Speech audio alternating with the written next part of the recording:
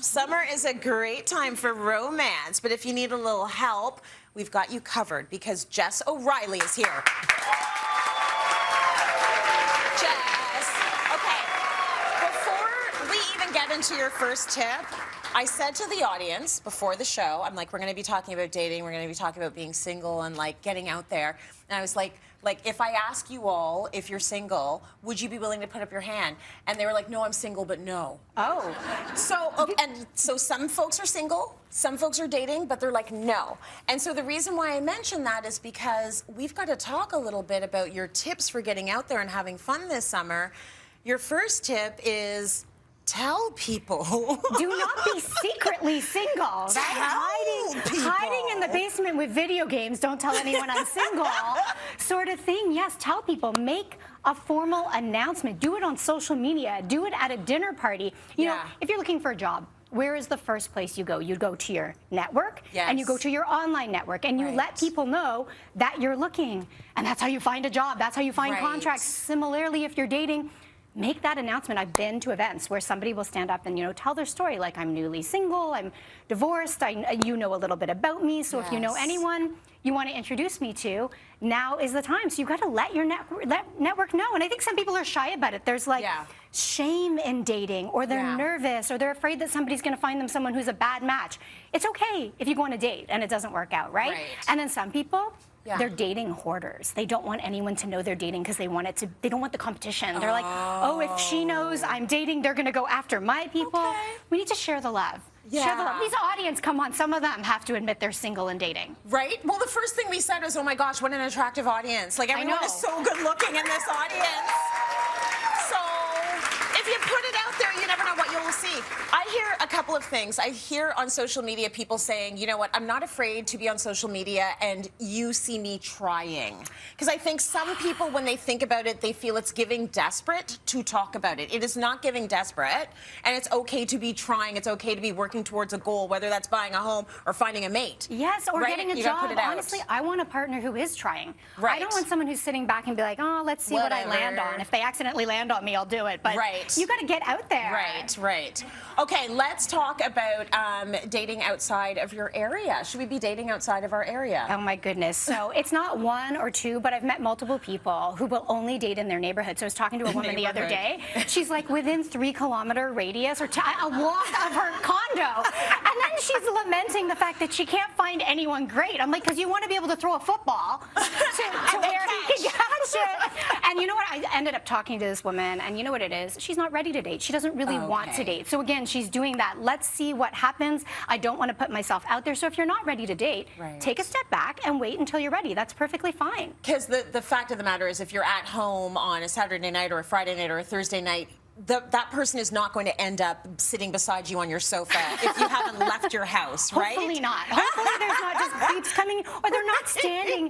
Life is not a rom-com. We've learned way too much from bad. Oh man, do I love a rom-com. To watch, but you don't want to live in it. They're not going to stand below your window singing with like donkeys in the background.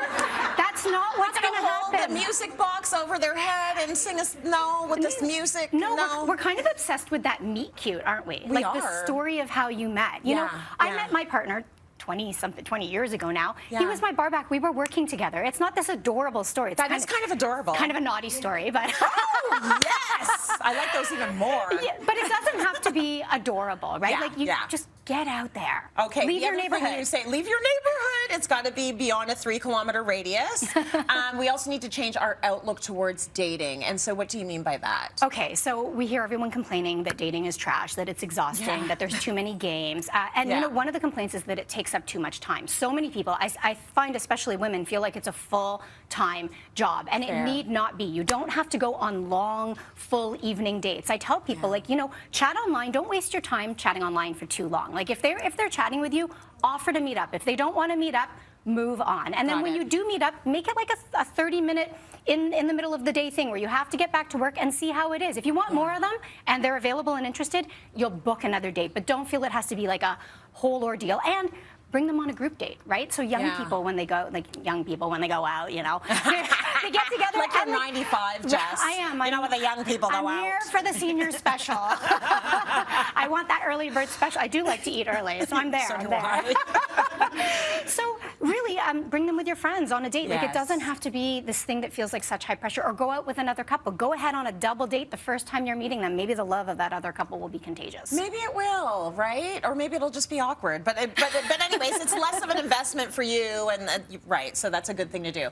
There is a social experiment happening in the world where folks are making it very clear that they are single and ready to mingle, and it involves wearing a ring. Talk to me about this. I am so excited about this. I think any indication that kind of lets people know that you're open to talking. It doesn't mean I'm gonna date you or we're gonna have sex or anything like that.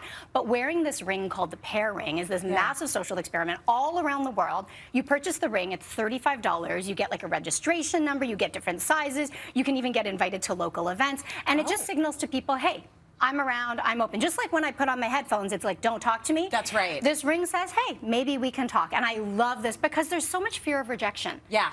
Again, like in certain areas across Canada, people will complain, no one comes up to you anymore. Yeah. Everyone's always kind of sidestepping, testing the waters. No one walks up and says, hey, I'm so-and-so, would love to chat. Well, now you've got the ring to let them know that you might be interested. And then they don't have that fear of rejection as much as they would if maybe you're in a relationship, or, you know what I mean? They're just shooting their shot in the dark. Exactly. Whereas if you got the ring, it's like, well, she's saying she's available, or he's saying he's available. So I love that. So have an open mind also is one of your tips. And I bet you'd wear the ring. I mean, not now. I would wear the ring now, Leo. if I were not married to Leo. I would wear the ring. Anything that cuts to the chase. I'm not into the games. I don't like. I asked Leo out. That's how we met. I asked him out. Me too.